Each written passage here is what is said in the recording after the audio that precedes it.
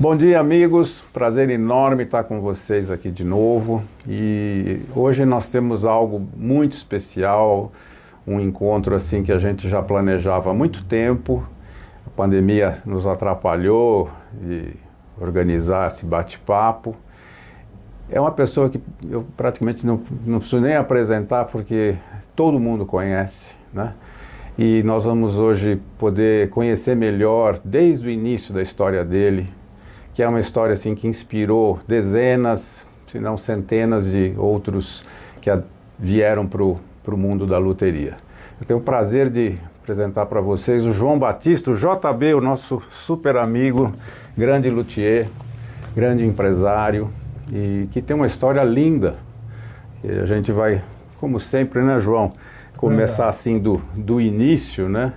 E eu te conheci em 1988, lá na Janine. Ele era o chefe dos luthiers da Janine, que era uma fábrica muito importante nessa época, né?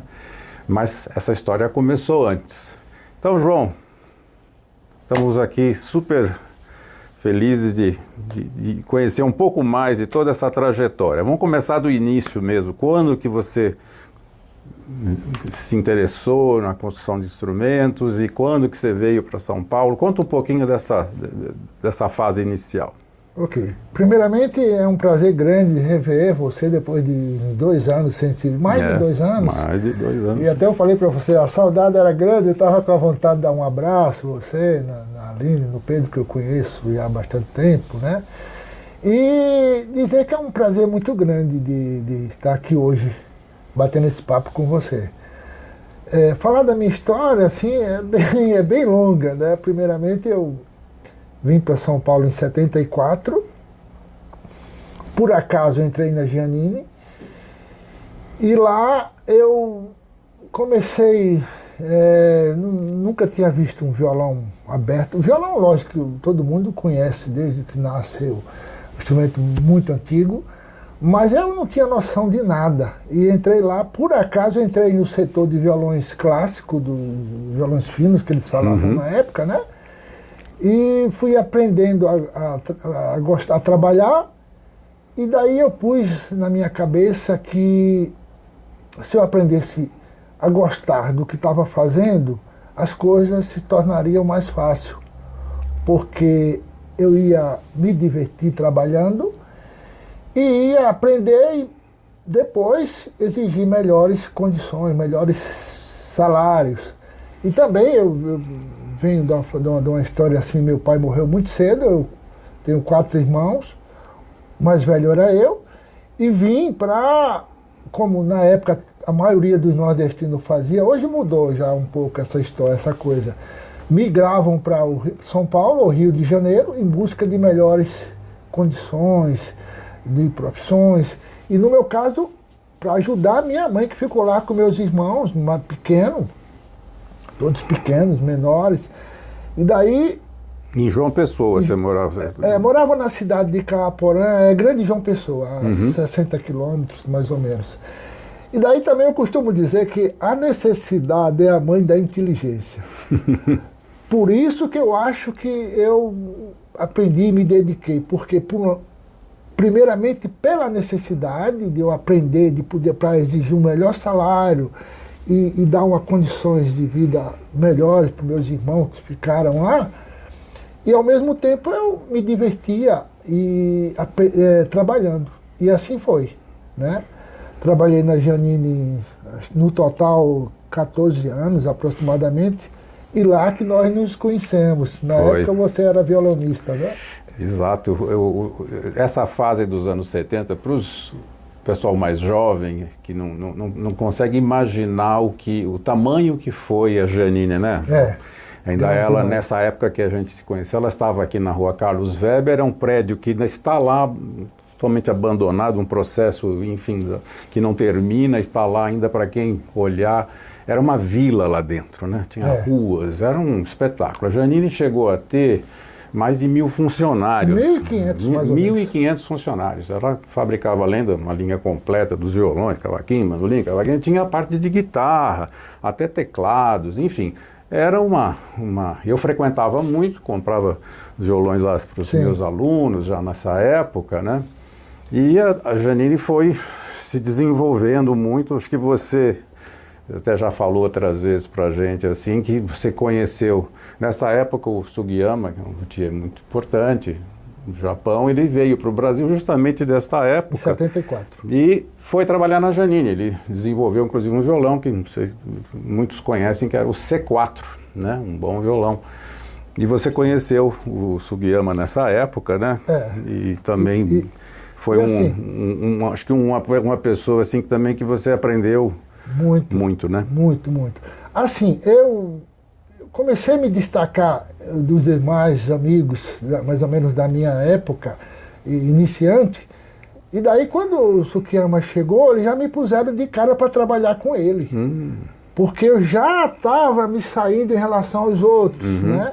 Acharam que eu tinha mais facilidade de aprender. Tinha um potencial ali, né? E também aí veio todas as dificuldades de idioma, que ele não falava português, a gente era por gesto, por mímica e desenho. Na época a gente se comunicava assim. Puxa. Mas trabalhei com ele, aprendi muito com o Sugiyama. Ele trouxe uma técnica nova que revolucionou na época esse lado da luthieria, né? E daí depois eu trabalhei com ele trabalhou um ano e pouco, saiu, e eu comecei a trabalhar com ele, ajudar ele finais de semana. Puxa. Trabalhei muitos finais de semana ajudando ele a produzir, a fazer o violão dele. Fiquei mais um tempo na Janine, né? E depois fui trabalhar com ele definitivamente. Saí da Janine e trabalhei com o Sugiyama, eu acho que uns 3 anos aproximadamente. Depois saí, a Janine me chamou de volta, aí continuei na Janine novamente. Que interessante, né? Nessa época, inclusive, para o pessoal também entender esse processo todo, que é muito legal, porque nessa época as 3 fábricas, as grandes fábricas, Janine, de Jorge, de Delvecq, dominavam o mercado totalmente, né? Não existia ainda o luthier, né? Isso era uma coisa que a gente nem imaginava. Existia, obviamente, em outros países, na Europa, né? Os grandes luthiers já estavam produzindo seus grandes violões, mas aqui as fábricas dominavam, e a gente também teve na Janine um momento, acho que muito importante, que já foi uma subida de nível incrível, foi a chegada do Sérgio Abreu. Sim. Né? O Sérgio Abreu, maravilhoso violonista, músico excepcional, e que já começava a construir, já sabia muito, e ele fez uma série que é o C7, que é um violão muito bom. Ele fazia a seleção das madeiras, levava para o Rio de Janeiro, preparava os tampos e os cavaletes, e depois trazia, né? Isso. E aí, junto com você, com os outros luthiers da época da Janine, montavam, né? Essa foi uma fase também que durou uns bons 1 ano, 2 anos. Não, durou mais. Durou até mais. Era eu e o Laurentino, né? Ah, o Laurentino. A gente trabalhava com o Sérgio, que também foi uma experiência muito boa. O Sérgio dispensa comentário como músico, como ser humano. Como ser humano. Uma pessoa fantástica. E foi outra fase boa também da minha vida lá na Janine. Esse era um momento muito legal, né? E chegou um pouco mais à frente, foi quando eu conheci o João, em 1988, a Janine lançou um violão que foi um sucesso por um bom tempo, o violão flat, que você que desenvolveu esse violão, né, João? Ali eu já trabalhava na área de violões finos, né, como eu te falei no início. E daí o flat foi um projeto que a Janine estava numa fase meio ruim e tal, e pediu concordata. E daí a gente lançou o flat, que na época foi uma revolução, foi um sucesso, porque não tinha nada igual aqui no Brasil, né? E daí todo o projeto, o protótipo, depois fazer depois veio a parte elétrica. A gente de repente, depois eu vi a linha, os instrumentos todos em linha produzindo, foi uma coisa muito gratificante, né? Essa época eu participei assim, bastante também, porque em 88 eu já estava na Alemanha tocando e me apresentando, e aí surgiu essa possibilidade do violão flat, que é um violão captado, um violão que deu super certo, né? Maciço, com uma acústica ótima, era gostoso de tocar até sem captação. E a captação, que naquele tempo eles usavam um Shadow, depois a Fishman, era um negócio. E eu tive o privilégio de trabalhar com a Janine na feira de Frankfurt. Foi a primeira vez que eu fui para a feira, depois fui na feira acho que 15 anos seguidos. Mas o primeiro ano, era a maior feira do mundo na época, foi um momento de lançamento internacional do flat. Então, eu fiquei 5 dias mostrando, demonstrando, tocando no violão e mesmo internacionalmente não tinha, João, violão daquele nível. Pessoal, e depois eu usei muito em muitas apresentações, tocava música popular e música erudita, fazia recital às vezes com o flat, com boa amplificação, né? Então foram bons tempos da fábrica e eu acho que foi mais ou menos assim, quase que chegando já depois dos anos 90, essa linha continuou, mas eles começaram a perder porque foi a grande virada, né? Esse momento, assim, que eu acho que o João vai falar um pouco pra gente, que ele viveu muito essa fase, né?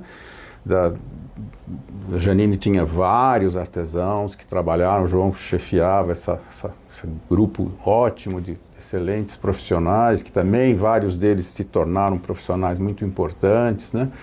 E aí a fábrica começou a perder a importância, a importação finalmente chegou, a partir de 92 foi possível se importar material para a construção de instrumentos e coincidentemente, né, até uma coisa curiosa, né, João, que a Janine estava assim numa situação difícil e indenizou seus funcionários, muito deles com madeira, né?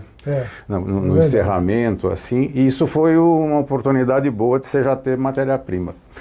Conta um pouquinho pra gente agora essa virada, como que você criou a JB, como é que você montou a sua oficina, que foi tão famosa aqui em São Paulo, que agora continua a tradição lá em João Pessoa.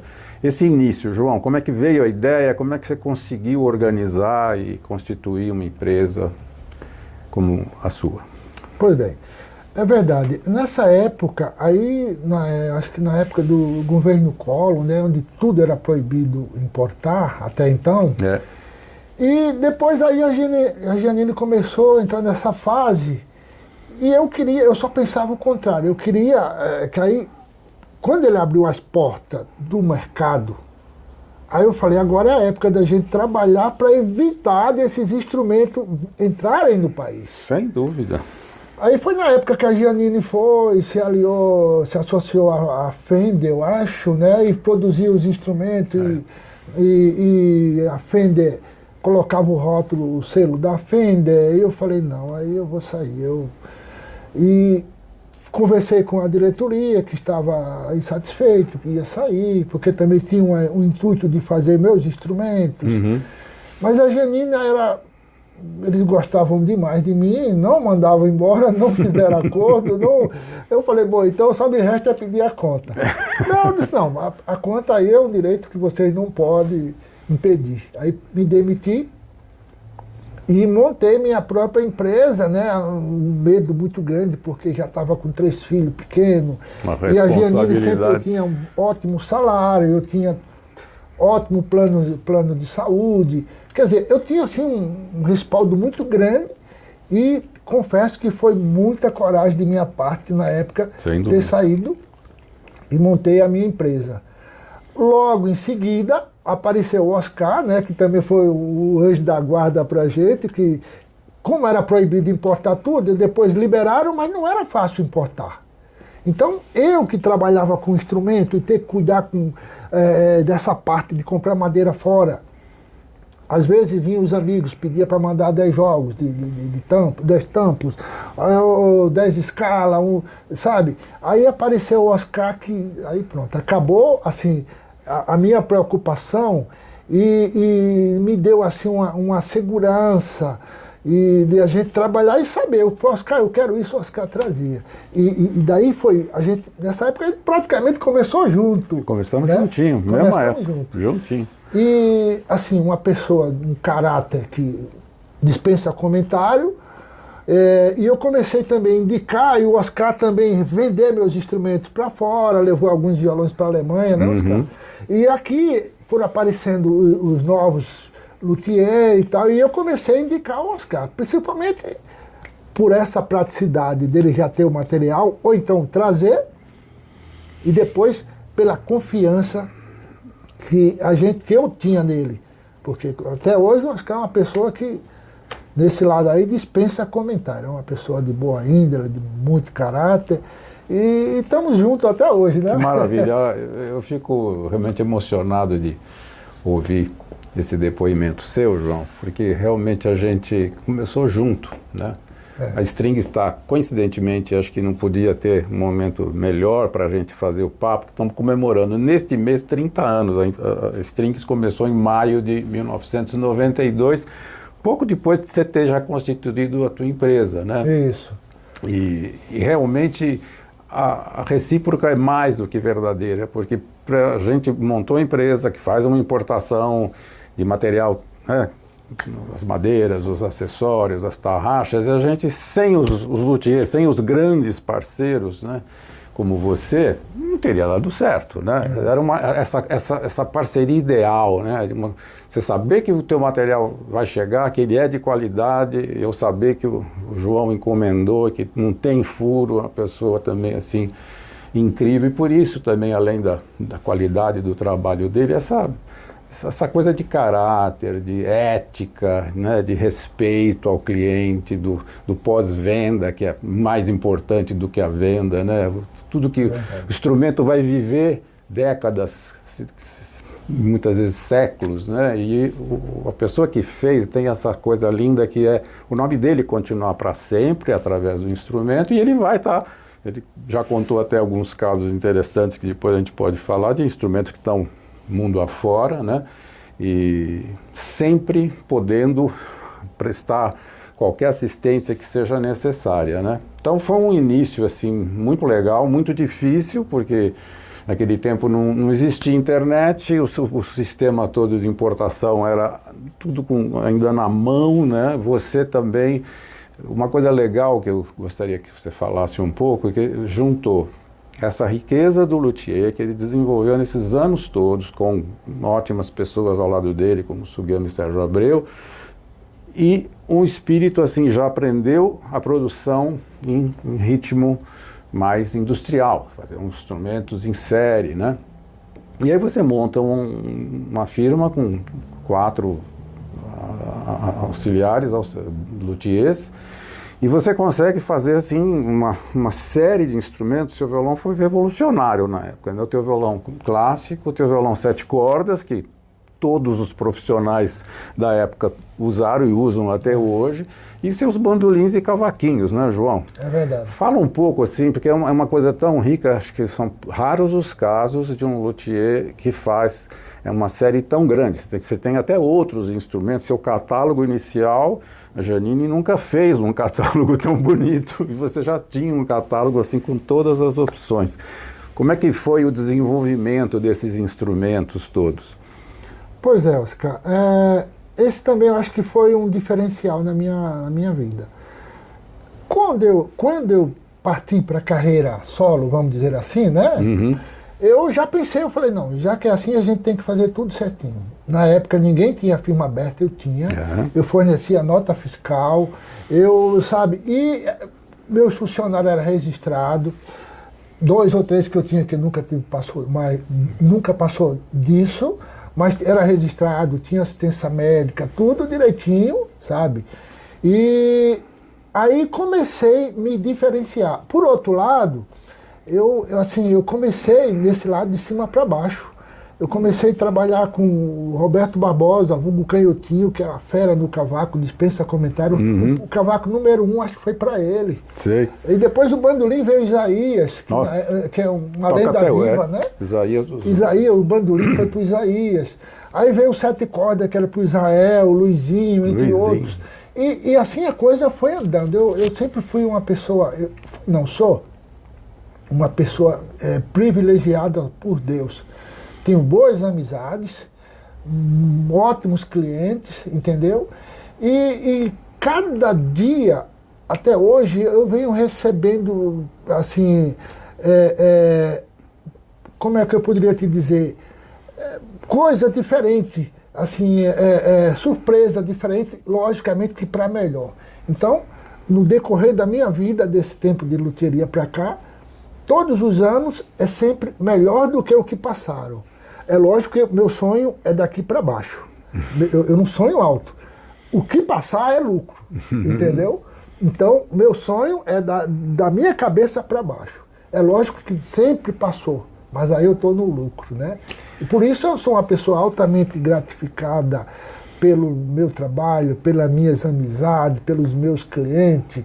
Eu só tenho a agradecer tudo isso a Deus até hoje e de estar com saúde ainda podendo trabalhar até agora. Por muitos e muitos anos. Agora o João estava até contando que ele está enxutaço.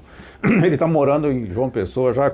Quantos anos você já voltou para João Pessoa? Já faz 12 anos. 12 anos já. E está desfrutando assim de um lugar muito gostoso e faz muito... Aliás, é uma coisa que todos nós temos que fazer cada vez mais. Conforme o tempo vai passando, mais ginástica, mais esporte para a gente se manter bem disposto, né?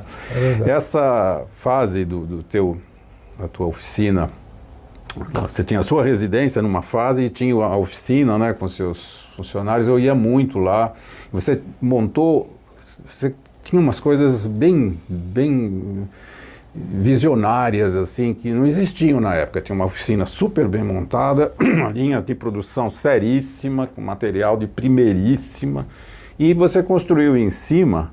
O mezanino, né? O mezanino, um showroom fantástico. Né? Então você tinha lá todos os violões, os bandolins, e você recebia, eu lembro de várias vezes estar lá, às vezes, e chegar um pessoal, um grupo, gente de outros lugares que vinha testar. Você criou uma condição, essa parte sua, assim, a parte técnica, né, que você desenvolveu bem demais, e o seu espírito comercial, no melhor sentido do termo. Né? Finais de semana a gente fazia saraus lá com o pessoal do choro, pessoas que vinham lá de cima do Nordeste, juntava com o pessoal daqui, ou vice-versa.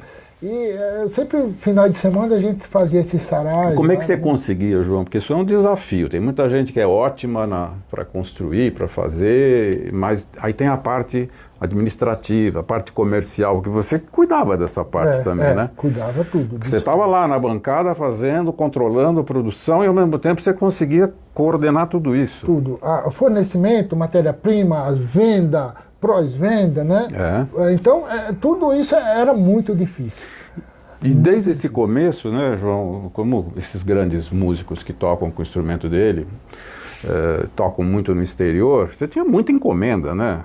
Agora eu fiquei sabendo, eu já sabia que tinha países da Europa todos, Estados Unidos tem instrumentos do João em 24 países. Esse dia eu tava contando e vendo 24 países, mais ou menos, que eu já mandei instrumento. A gente está falando de países, né? Não é cidades. Imagina lá na Alemanha, só de cidades o que tem de instrumento. Os Estados Unidos, o Japão. Até para a Coreia eu mandei instrumento, violões para lá, incrível, né? Incrível, até eu, às vezes, eu fico surpreso, assim. E continua pintando, vindo essas encomendas. Lá de cima também, às vezes, tem muitas pessoas que vêm da Europa, ficam lá, compram os instrumentos e voltam de lá. Né? Então, já um tempo desse aconteceu um negócio assim engraçado. Eu conversando com um cidadão lá da Europa, do Reino Unido, e daí ele querendo comprar um instrumento e falando que queria um cavaquinho e tal. E tá bom. Na verdade ele era de Londres. Aí ele veio, quando a pessoa que não chegou lá com o intérprete, num táxi com o intérprete, não, olha, o João Batista, ele tinha vindo para Natal, contratou um intérprete e num táxi, chegou lá, eu vim buscar o cavaquinho que eu depositei. Não, mas não é assim. Aí ele falou, não, eu falei, olha, é muito diferente, você depositou, mas não cai na conta assim, tem que ir para o Banco Central, eu tenho que ter... E resultado, eu falei, olha, mas pode ter certeza que esse dinheiro vai voltar para a sua conta, agora eu não posso lhe entregar o instrumento porque não caiu. Aí ele falou, não, então tá bom. Ele passou o cartão, pagou e voltou com o cavaquinho no caso, E depois eu vi, ele falou para mim que o dinheiro dele tinha sido realmente devolvido, né? Então é muito engraçado, e acontece isso aí várias vezes, já aconteceu lá, das pessoas virem da Europa ou da América do Norte comprar os instrumentos e de lá mesmo voltarem.